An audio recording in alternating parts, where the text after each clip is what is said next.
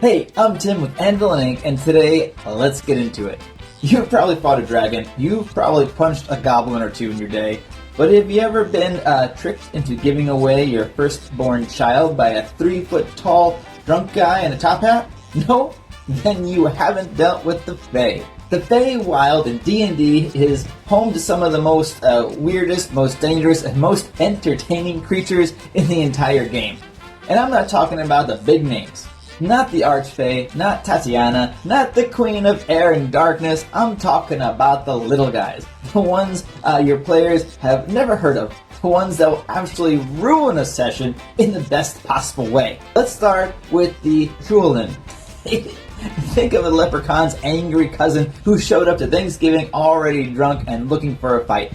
Clurichauns are tiny fey creatures from Irish folklore who guard wine cellars and tavern stocks. They don't want your gold, they want your booze. And if you disrespect them, they will spoil every barrel in your tavern overnight. In D&D terms, they make incredible low-level antagonists because they're not evil, they're just obnoxious. Then you got redcaps. These are the ones that should genuinely scare your players. Redcaps are small, stocky fey that look like nasty old gnomes wearing iron boots and carrying oversized sickles. The caps on their head are soaked in blood, and it has to stay wet. If it dries out, they die. So they're not constantly looking for something to kill, not because they're cruel, because they literally need fresh blood to survive. That's a horrifying motivation anyways, and it makes them way more interesting than just another monster to stab. And then there are sprites and pixies. The ones everyone thinks are harmless. Sprites carry tiny bows with them, with poison arrows that knock you out unconscious. Pixies can polymorph. Let me say it again. A creature the size of your thumb can turn your level 10 fighter into a frog like that.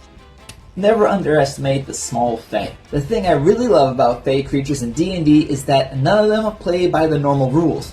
They don't fight fair. They make deals. They have compulsions they literally cannot resist. If you say a Fey creature's true name, and suddenly they owe you a favor.